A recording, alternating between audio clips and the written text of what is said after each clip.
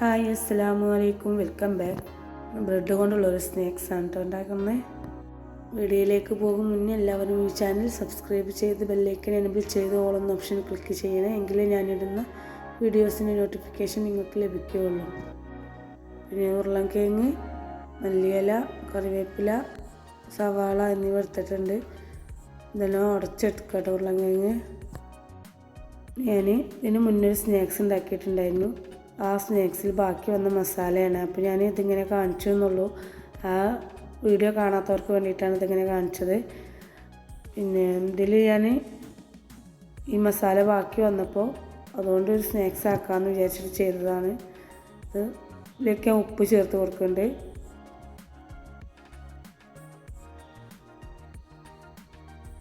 അര ടീസ്പൂൺ മഞ്ഞൾപ്പൊടി, അര ടീസ്പൂൺ മുളക് പൊടി,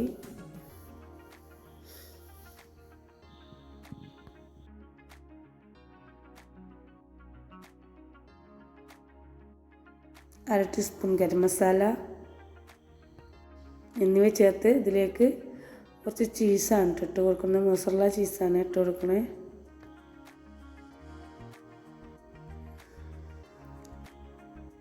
അങ്ങനെ അതും കൂടി മിക്സ് ചെയ്ത് വെച്ചിട്ടുണ്ട്. ഇത് ഞാൻ കഴിഞ്ഞ വീഡിയോയിൽ കാണിച്ചിട്ടുള്ളതാണ്. ആ വീഡിയോ കാണാത്തവർ കണ്ടു നോക്കുക. നെഗസ്റ്റ് ചീസ് ബോൾ പറഞ്ഞിട്ടൊരു റെസിപ്പി ചെയ്തിട്ടുണ്ട്. അതിൽ നിന്നുണ്ടാക്കിയപ്പോൾ മസാല ബാക്കിയായിട്ടുണ്ടായിട്ടുണ്ടായിരുന്നു, അതുകൊണ്ട് ചെയ്തതാണ് കേട്ടോ. ഇനിയൊരു ഓംലെറ്റാണ് കേട്ടോ ഉണ്ടാക്കുന്നത്. അതിലേക്ക് കുറച്ച് സവാള, കുറച്ച് ചെറിയ തക്കാളി, ഇങ്ങനെ ചെറുതാക്കി അരിഞ്ഞിട്ടുണ്ട് കേട്ടോ. ഞാൻ ഇങ്ങനെ അരിഞ്ഞെടുക്കുക. പിന്നെ കുറച്ച് മല്ലിയില, കറിവേപ്പില ഒക്കെ എടുത്ത് വെക്കുന്നുണ്ട്. പിന്നെ കോഴിമുട്ട ചേർക്കണം. കോഴിമുട്ട ഇഷ്ടത്തിനനുസരിച്ച് ബ്രെഡിനനുസരിച്ചൊക്കെ എടുക്കുക കേട്ടോ. അങ്ങനെ അത് മിക്സ് ചെയ്തിട്ട് അതിലേക്ക് കുരുമുളകും ഉപ്പും ചേർക്കുക. ഇനി വെജീസ് ഇതിലേക്ക് ചേർത്ത് കൊടുക്കുക. എന്നിട്ട് നന്നായി മിക്സ് ചെയ്തെടുക്കുക കേട്ടോ. ഞാൻ ഇനി ഇതിലേക്ക് അര ടീസ്പൂൺ മഞ്ഞൾപ്പൊടി ചേർക്കുന്നുണ്ട്. അര ടീസ്പൂണൊന്നുമില്ല, കുറച്ച് ഒരു യെല്ലോ കളർ കിട്ടാൻ വേണ്ടിയിട്ടാണ് കേട്ടോ ചേർത്തിട്ടുള്ളത്. അങ്ങനെ അത് ചേർത്ത് കൊടുക്കുകയാണ്. പിന്നെ ഒരു പാനിലേക്ക് എണ്ണ ഒഴിച്ച് അതിലേക്ക് ഒഴിച്ച് കൊടുക്കുക.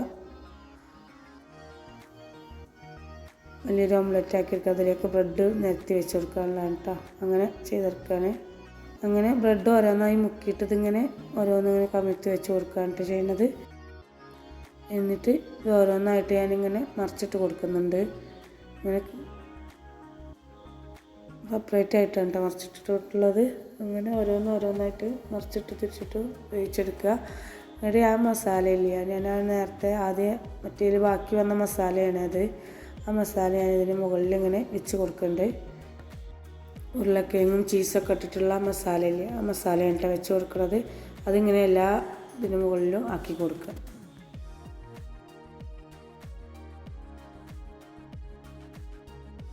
ഇത് കണ്ടിങ്ങനെ എല്ലായിടത്തും നിരത്തി വെച്ച് കൊടുക്കുക കേട്ടോ. എന്നിട്ട് ഇതിൻ്റെ മുകളിലേക്ക്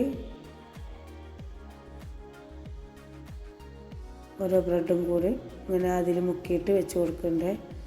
ആ കൂട്ടിൽ തന്നെ മുക്കിയിട്ടാണ്ട് വെക്കണം. മുട്ടയും ഇതൊക്കെ ഉള്ള അങ്ങനെ വെച്ച് കൊടുക്കുകയാണ്.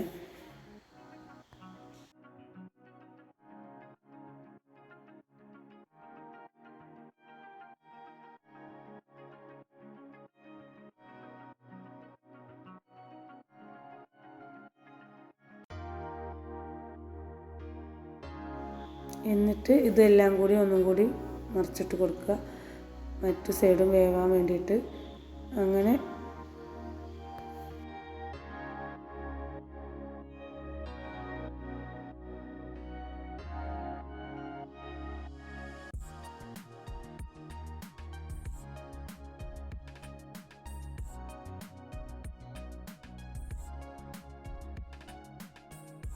അങ്ങനെ അതിൻ്റെ മുകളിൽ ഞാൻ കുറച്ച് മൊസറല്ല ചീസ് തന്നെ വെച്ച് കൊടുക്കണ്ടേ. അങ്ങനെ അത് ഓരോന്നും അതിൻ്റെ മുകളിൽ ഇങ്ങനെ വെച്ച് കൊടുക്കുക. എല്ലാത്തിനും മുകളിലും ഇങ്ങനെ വെച്ച് കൊടുക്കുക കേട്ടോ.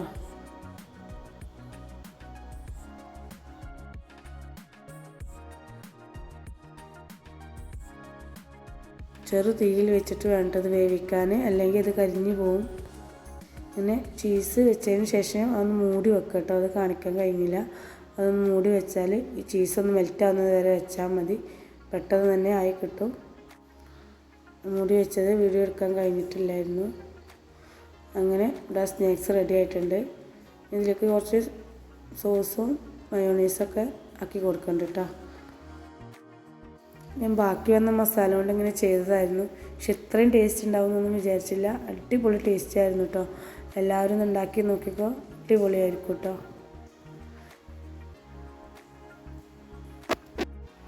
എൻ്റെ വീഡിയോ കാണുന്ന എല്ലാവർക്കും താങ്ക് യു സോ മച്ച്. നിങ്ങളെ ഫ്രണ്ട്സിനും റിലേറ്റീവ്സിനൊക്കെ ഈ വീഡിയോയുടെ ലിങ്ക് അയച്ചു കൊടുക്കുക. ഇന്നത്തെ വീഡിയോ ഇത്രയേ ഉള്ളൂ. എല്ലാവർക്കും ഇഷ്ടമായെന്ന് വിചാരിക്കുന്നു. ഇഷ്ടമായെങ്കിൽ ലൈക്ക് ചെയ്യുക, അഭിപ്രായം കമൻറ്റ് ചെയ്യുക. ഇൻഷാ അല്ലാഹ് അടുത്ത വീഡിയോയിൽ കാണാം. Bye bye.